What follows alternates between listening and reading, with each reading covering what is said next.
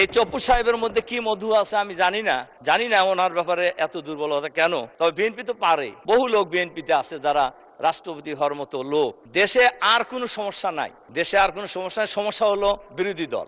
আমি শুরুতেই রাষ্ট্রপতির ভাষণের উপরে ধন্যবাদ দিতে পারছি না এই কারণেই যে রাষ্ট্রপতি গত গণহত্যার সাথে সরাসরি জড়িত। উনি শেখ হাসিনার কোনো কাজকেই অপছন্দও করেন নাই, নিষেধও করেন নাই, বরং তার সকল কাজকে তিনি নির্বিঘ্নে সহযোগিতা করে গিয়েছেন। কাজেই এরকম একজন গণহত্যাকারী ব্যক্তিকে আমরা ধন্যবাদ জানাইতে পারি না। এই চপ্পু সাহেবের মধ্যে কি মধু আছে আমি জানি না। সাবেক প্রধানমন্ত্রী বিরোধী দলীয় নেত্রীর বিরুদ্ধে যে মামলা হয়েছিল, যেটা শেখ হাসিনা পদত্যাগের আগ পর্যন্ত বলে গেছেন এতিমের টাকার কথা, এই মামলার তদন্ত কমিশনার ছিলেন হলো চপ্পু সাহেব, তখন দুর্নীতি দমন কমিশনের। কাজেই আমরা জানি না ওনার ব্যাপারে এত দুর্বলতা কেন। তবে বিএনপি তো পারে।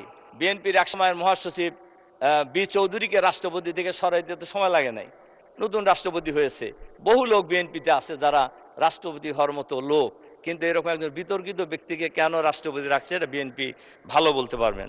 মাননীয় স্পিকার, সরকারি দলের বক্তব্য আমরা শুনছি, আমরা শুরুর থেকেই লক্ষ্য করছি দেশে আর কোনো সমস্যা নাই। সরকারি দলের লোকদের বক্তব্য শুনলে মনে হয় দেশে আর কোনো সমস্যা নাই, সমস্যা হলো বিরোধী দল। এবং উঠার পর থেকেই দেখি বিরোধী দলের ব্যাপারে, বিরোধী দলের বিরুদ্ধে বিভিন্ন কথা বলা হচ্ছে।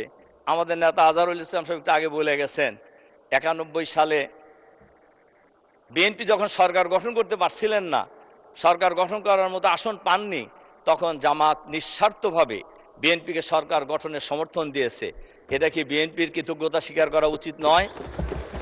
আমরা 97 সাল থেকে একসাথে আন্দোলন, একসাথে নির্বাচন, একসাথে সরকার গঠন, এইভাবে আন্দোলন হয়েছে, নির্বাচন হয়েছে, সরকার গঠন হয়েছে।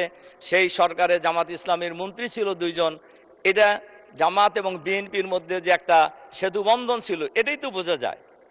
কিন্তু এরপর থেকে জুলাই বিপ্লব, জুলাই গণ অভ্যুত্থান পর্যন্ত আমরা তো প্রায় একসাথেই ছিলাম। তখন তো কেউ সমস্যার কথা বলেন নাই। এবং বলা যায় এই স্বৈরাচারী আমলে এইখানে আমরা যারা আছি অনেকেই বলেছেন, আমাদের সরকারি দলের বন্ধুরা বলেছেন, আমাদের বিরোধী দলের বন্ধুরা বলেছেন যে আমরা এখানে জুলুম নির্যাতনের শিকার হই নাই, এরকম লোকের সংখ্যা খুবই কম পাওয়া যাবে। যেমন আমি এবং আমার পরিবার ফেসিবাদের আমলে জুলুম নির্যাতনের শিকার হয়েছি।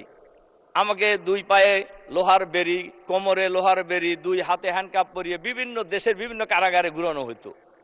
এরপরে আমি প্রায় 45 দিন আমাকে রিমান্ডে রাখা হয়েছিল। এরপরে আমার বড় ছেলে, তখন 16 সালের কথা, এসএসসি পরীক্ষার হল থেকে নিয়ে তাকে গুম করে দেওয়া হয়েছিল। তার 2টা চোখের রেটিনার পর্দা জুলুম নির্যাতন চালিয়ে ছিঁড়ে ফেলানো হয়েছে। তো এই জুলুম নির্যাতন শিকার তো আমরা সবাই হয়েছি। কিন্তু এত তাড়াতাড়ি এই নির্বাচনের পরেই আমরা জামাত এত খারাপ হয়ে গেলাম যে এখন বাংলাদেশে কোনো জিনিসপত্রের ঊর্ধ্বগতির কোনো কথা নাই, তেলের দাম বৃদ্ধি পাচ্ছে এ ব্যাপারে কোনো বক্তব্য নাই, আইন শৃঙ্খলা পরিস্থিতির মারাত্মক অবনতি হয়েছে সারা দেশে, এ ব্যাপারে সরকারি দলের কোনো বক্তব্য নাই। বক্তব্য হলো জামাত ইসলামী।